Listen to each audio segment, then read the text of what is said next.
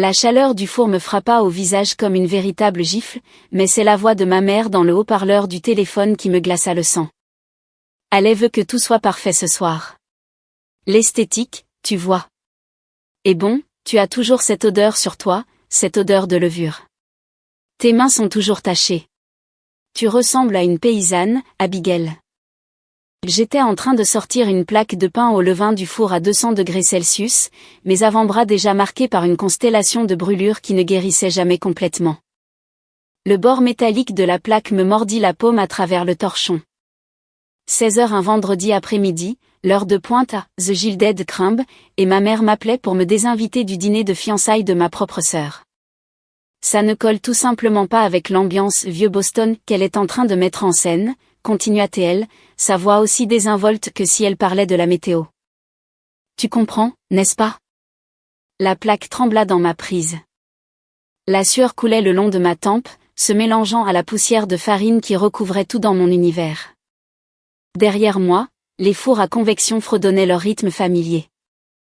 La bande-son de chaque aube depuis 5 ans. J'ai observé une cliente au comptoir mordre dans un de mes croissants, ses yeux se fermant dans un plaisir sincère. Ce moment de connexion, de nourrir quelqu'un avec quelque chose de vrai. C'était pour ça que je vivais.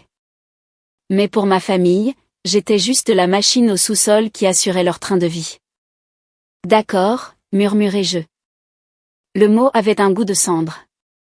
Je comprends. Je raccrochai avant qu'elle ne puisse dire quoi que ce soit d'autre.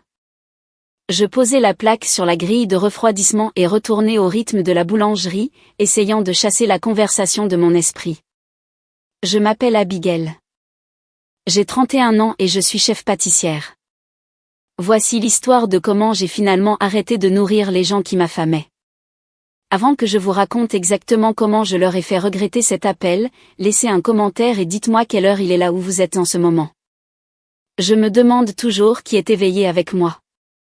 L'écran du téléphone s'éteignit dans ma main enfarinée. Je suis resté là un long moment, à écouter Marcus, mon sous-chef, annoncer les commandes. La boulangerie bougeait autour de moi comme un être vivant, des minuteurs sonnaient, la pâte levait, des clients riaient aux petites tables près de la fenêtre. Cet endroit était à moi. Je l'avais construit à partir de rien. D'un food truck et d'un rêve, et de plus de prêts étudiants que je ne veux y penser. Ce que ma famille, les gens voient les vidéos Instagram, les nuages de farine au ralenti, les croissants dorés fumant sur des comptoirs en marbre. Ils ne voient pas le réveil à 3h du matin, les brûlures qui cartographient vos avant-bras comme une zone de guerre, la façon dont vos épaules vous font si mal que vous avez l'impression que vos os se broient les uns contre les autres. Ils ne voyaient pas les $5000 que je virais à mes parents chaque mois depuis 5 ans. Mon père, Brian, avait fait de mauvais investissements en 2020. Il avait perdu une partie de son portefeuille de retraite en misant sur la crypto-monnaie parce que son partenaire de golf lui avait dit que c'était un coup sûr. Il n'en a jamais parlé à personne en dehors de la famille. Bien sûr, cela ruinerait l'image. L'image de la vieille fortune de Boston, les adhésions au country club et la maison en grès brun de Beacon Hill. Alors, je suis devenu le portefeuille invisible, le générateur de secours tournant au sous-sol pendant qu'il recevait à l'étage. Quand Haley a eu besoin d'un nouvel appareil photo parce que l'ancien ne rendait pas sa peau assez lumineuse, j'ai signé le chèque. Quand le système de chauffage de la maison a dû être remplacé, j'ai payé la facture. Quand ma mère a voulu redécorer le salon parce que les anciens meubles ne rendaient pas bien sur les photos pour le contenu lifestyle de Haley, je me suis arrangé pour que ça se fasse. Je me disais que je soutenais la famille. C'est ce qu'on fait, non? On prend soin des siens. Mais debout dans ma boulangerie, fixant mon reflet sur la table de préparation en acier inoxydable, j'ai compris quelque chose pour la première fois. Ils aimaient le produit. Ils méprisaient le producteur. Ils aimaient mon argent. Ils aimaient se vanter du pain artisanal de la boulangerie de leur fille lors de leur soirée. Ils aimaient la sécurité que je leur offrais. Mais ils avaient honte du travail qui rendait tout cela possible. La sueur, les matins précoces, les mains rudes et balafrées qui créaient réellement de la valeur. J'étais utile, pas précieuse. Il y a une différence. Le lendemain matin, la cloche au-dessus de ma porte n'a pas tinté. Elle a vibré, agressive, autoritaire. Le sont des gens qui pensent que l'endroit leur appartient. J'ai levé les yeux de la machine à laminer, les mains profondément enfoncées dans le beurre froid et la pâte, pour voir toute ma famille débarquer dans la boutique. Mon père dans son blazer du week-end, ma mère serrant son collier de perles comme si nous étions dans un drame victorien, et Haley, immaculée dans un cachemire crème, passant droit devant moi pour vérifier son reflet dans la vitrine à pâtisserie. Abigail, Dieu merci. Ma mère était à bout de souffle, frénétique.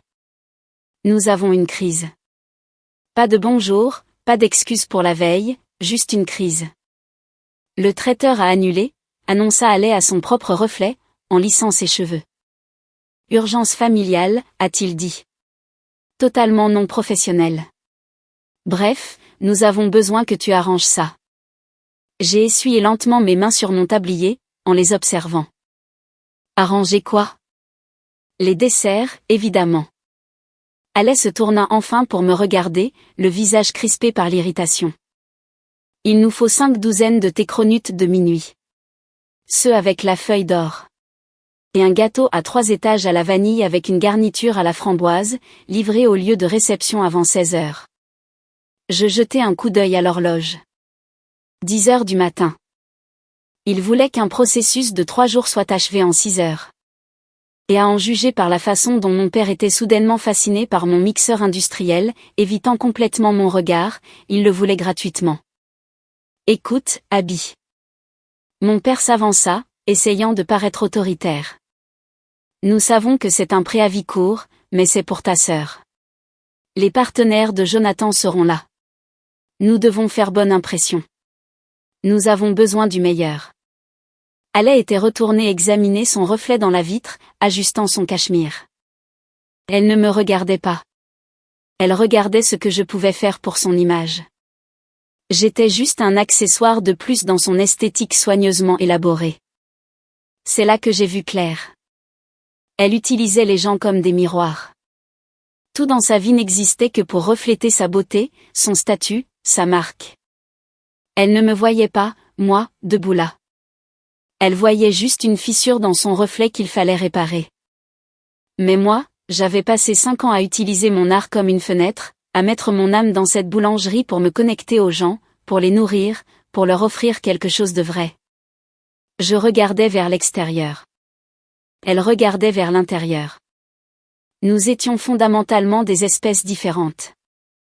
Je ne peux pas le faire, dis-je. Le silence fut immédiat et absolu. Comment ça, tu ne peux pas? La voix de ma mère monta d'une octave. Tu as de la farine juste là. Fais-les, c'est tout. La pâte des cronutes a besoin de 48 heures de repos, dis-je en gardant ma voix calme. Les couches du gâteau doivent refroidir correctement.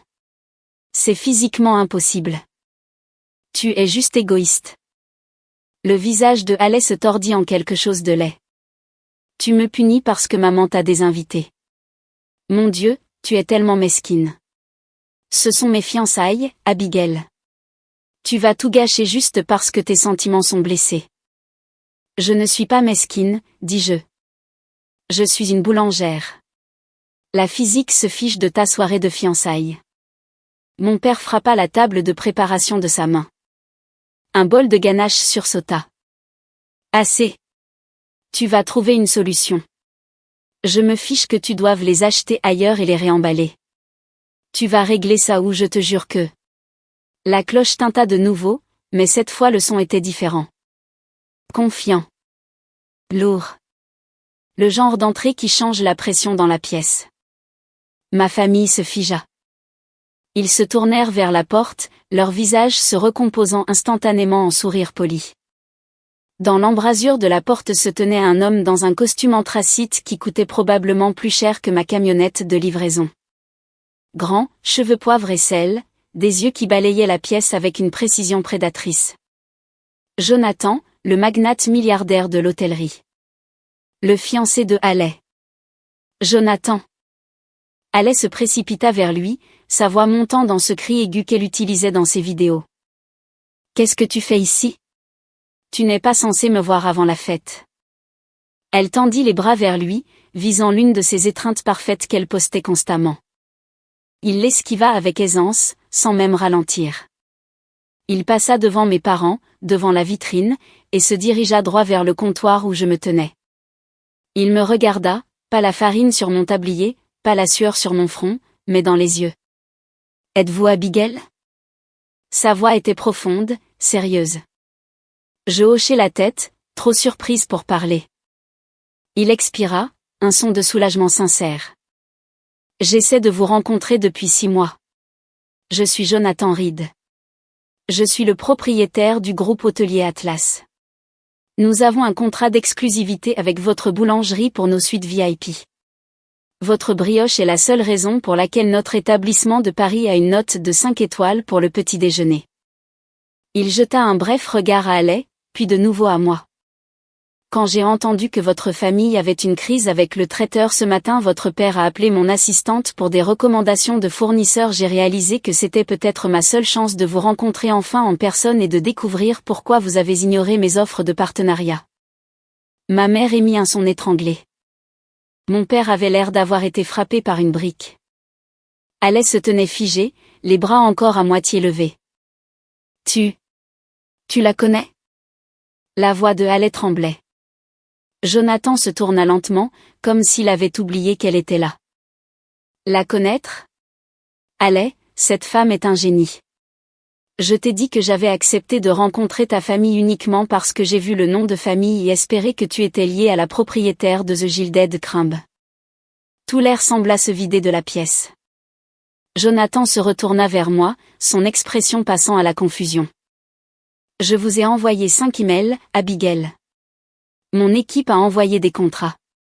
Nous voulions nous associer avec vous pour ouvrir un flagship dans notre nouvel hôtel à Tokyo. Pourquoi n'avez-vous pas répondu ? Nous pensions que vous n'étiez pas intéressé. » Je fronçai les sourcils, m'essuyant à nouveau les mains. Je n'ai jamais reçu de mail. Je vérifie ma boîte de réception tous les soirs. Je n'ignorerai jamais une offre comme celle-là. Il sortit son téléphone, tapota l'écran avant de le tourner vers moi. La chaîne de mail était là, mais l'adresse de réponse n'était pas la mienne. Elle était transférée à l'email personnel de mon père, celui qu'il avait configuré en m'aidant à paramétrer le domaine il y a 5 ans. Je levai les yeux vers Brian. Il était pâle, en sueur. Jonathan suivit mon regard, ses yeux se rétrécissant alors qu'il comprenait. « Il les a interceptés », dis-je doucement. « Papa a accès au serveur. » Mon père recula contre le mixeur, balbutiant. « Je te protégeais, Abby. Tu n'es pas prête pour ce genre de pression. Tokyo, c'est trop loin. Nous avons besoin de toi ici. Qui aiderait ta mère ? Qui aiderait Haley ? J'essayais juste de garder la famille unie. » Jonathan laissa échapper un rire court et sans humour. « Vous avez bloqué un partenariat. » Haley attrapa désespérément le bras de Jonathan. « Chérie, ça n'a pas d'importance. C'était un malentendu. Regarde, nous sommes là maintenant. Abigail peut juste préparer les pâtisseries pour ce soir et nous pourrons parler affaires plus tard. La famille d'abord, non ? » Jonathan regarda la main de Haley sur son bras comme si c'était quelque chose d'étranger. Puis il regarda mes parents, se recroquevillant dans le coin, puis moi. « Je ne pense pas qu'il y aura de pâtisserie, dit-il. »« En fait, l'interrompis-je. Il y a quelque chose que vous devriez savoir sur les pâtisseries. » Ma mère parut pleine d'espoir pendant une demi-seconde. « Tu en as en réserve ? » ?»« Non, dis-je. Les cronuts de minuit sont vendus 3 mois à l'avance. Il y a une liste d'attente. Et le lot que j'ai fait ce matin, ce que vous vouliez. Je les ai déjà donnés. » « Donnés » hurla Haley. « À qui ? » ?»« Au refuge pour femmes sur la 4e rue. Je les dépose tous les vendredis à 9h. Le placard est vide, Haley. Il n'y a rien ici pour toi. Pas une miette. » Le visage de Haley s'effondra. Le masque poli de l'influenceuse glissa enfin, révélant l'enfant gâté en dessous. Elle cria, pas des mots, juste un son brut de frustration. « Tu es jalouse, cria-t-elle, son visage devenant rouge marbré. Tu as toujours été jalouse de moi. Tu n'es qu'une boulangère, Abigail. Tu joues avec la farine pendant que je construis une marque. Tu sabotes mon bonheur parce que tu ne supportes pas que je gagne. Elle était haletante, la poitrine soulevée. Mes parents se précipitèrent pour la réconforter, me lançant des regards de pure haine. Mon père s'avança comme s'il était prêt à me forcer physiquement à commencer à pâtisser. Je regardais Jonathan. Il se tenait très immobile, observant Haley. Son visage était illisible, sculpté dans le granit. Il voyait la laideur se déverser d'elle, l'arrogance, la cruauté, le manque total de grâce. Puis il me regarda, debout calmement dans mon tablier enfariné. Je ne dis rien. Je laissai simplement le silence s'étirer. Laisser ces mots flotter dans l'air, résonner sur l'acier inoxydable et le carrelage. Quand quelqu'un est en train de se détruire, on ne l'interrompt pas. On ne lui donne pas de carburant en se battant. On devient un miroir. On le laisse voir exactement ce qu'il est. Le silence devint lourd, suffocant. Puis je bougeai. J'ai attrapé les liens de mon tablier derrière mon cou et je les dénouai. Le tissu bruissa alors que je le retirais par-dessus ma tête. Je ne l'ai pas jeté. Je l'ai posé sur le comptoir et je l'ai plié, coin contre coin, bord contre bord, en un carré parfait. J'ai sorti la clé de rechange de ma poche, celle que mon père avait utilisée pour entrer ce matin-là. Celle qu'il utilisait pour envahir mon sanctuaire chaque fois qu'il avait besoin de quelque chose. Je l'ai placée sur le tablier plié. Clic. Puis j'ai sorti mon téléphone. J'ai ouvert mes contacts. Maman, bloqué. Papa, bloqué. Haley, bloqué. Je l'ai fait lentement, délibérément, en tenant l'écran de manière à ce qu'il puisse voir exactement ce que je faisais. Abigail, qu'est-ce que tu fais, murmura ma mère, le sang se retirant de son visage. Je débauche, dis-je doucement. Marcus, tu es aux commandes. Ferme plutôt aujourd'hui. Verrouille tout. Tout le monde sera payé pour la journée complète. Oui, chef, dit Marcus en se redressant. Je contournai le comptoir, passant devant mon père qui ne pouvait pas croiser mon regard, devant ma mère, tremblante alors qu'elle réalisait qu'elle venait de perdre son distributeur de billets et son souffre-douleur verbal, devant Haley, sanglotant dans ses mains. Je m'arrêtai devant Jonathan. Je vais prendre un café, dis-je. Vous êtes le bienvenu si vous voulez vous joindre à moi. Jonathan n'hésita pas. Il ne regarda pas Haley. Il ne dit pas au revoir aux parents qu'il avait essayé d'impressionner. Il leur tourna le dos à tous. Après vous, dit-il. Nous sommes sortis dans la rue enneigée de Boston. La cloche tinta au-dessus de nous une dernière fois. Derrière nous, la boulangerie sentait le sucre brûlé et le regret. Dehors, l'air était froid et pur. J'ai pris une profonde inspiration, et pour la première fois en 5 ans, je ne sentais plus leur poids sur mes épaules. Je me sentais légère. Les retombées furent discrètes mais dévastatrices. Jonathan mit fin aux fiançailles le soir même.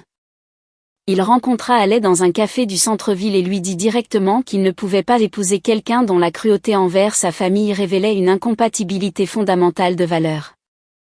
Elle tenta de sauver la situation avec des larmes et des promesses, mais il avait déjà pris sa décision. La rupture fut définitive en moins d'1 heure, et le lendemain matin, Haley était seule avec une fête de fiançailles annulée et des dettes croissantes. Elle essaya de retourner la situation sur les réseaux sociaux. Elle posta une vidéo en larmes sur le fait d'avoir été prise au dépourvu, sur la façon dont sa sœur jalouse avait ruiné son grand jour. Mais sans l'argent et les relations de Jonathan, son contenu s'est tari. Le lieu de réception l'a poursuivie pour les frais d'annulation. Et après des mois de bataille juridique, elle a été forcée de régler pour un montant qui a vidé le peu d'économie qu'elle avait. L'esthétique qu'elle avait cultivée s'est effondrée parce qu'elle était construite sur des fondations que je payais. Ses abonnés ont réalisé que son style de vie était une façade.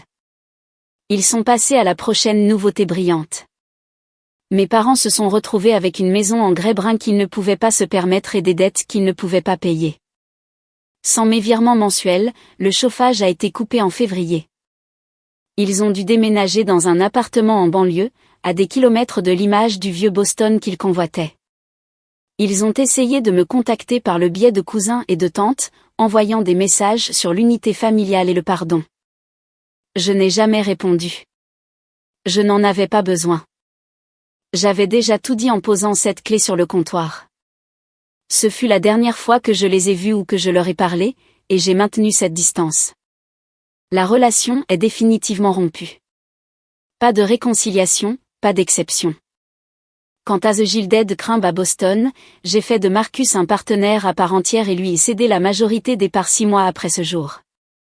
Il l'avait mérité, et il continue de la gérer magnifiquement. Je reçois toujours un petit pourcentage des bénéfices, mais la boulangerie est à lui maintenant. Il était temps pour moi de construire quelque chose de nouveau. Une année passa rapidement, remplie d'avocats, de contrats et du chaos organisé de la construction de quelque chose à partir de zéro dans un pays étranger. Je me tenais devant une immense vitrine à Tokyo. L'enseigne au-dessus de la porte indiquait « The Gilded Crumb » en élégantes lettres dorées. Jonathan se tenait à côté de moi, tenant les ciseaux pour l'inauguration. Nous n'étions pas un couple. Nous étions partenaires. Il respectait mon article. Je respectais sa vision. Il me regarda et sourit, non pas avec pitié, mais avec la même révérence qu'il avait montrée ce jour-là dans la boulangerie. J'ai regardé la foule autour de moi. Mon personnel, trié sur le volet et payé le double du standard de l'industrie. Les habitués qui avaient pris l'avion pour l'ouverture, les femmes du refuge que je parrainais maintenant avec un pourcentage de nos bénéfices mondiaux. C'était ma famille. C'était la table que j'avais bâtie. J'ai pris un croissant frais sur le plateau. Chaud, feuilleté, parfait. J'ai pris une bouchée et elle avait le goût de la liberté. Si vous êtes celui ou celle qui maintient les lumières allumées pour des gens qui vous laisseraient dans le noir, écoutez-moi. Ils ne vous donneront jamais l'interrupteur. Vous devez l'éteindre vous-même. Il fera noir un instant, oui, mais ensuite, vous verrez enfin les étoiles. Avant de partir, voici un petit bonus pour être resté. Si vous aimez apprendre et grandir comme moi, vous devez essayer les livres audio. J'ai une offre exclusive avec Audible.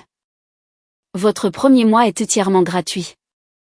C'est un accès à plus de 500 000 titres, sans aucun frais pour vous. Tous les détails vous attendent dans la description. Ne manquez pas ça.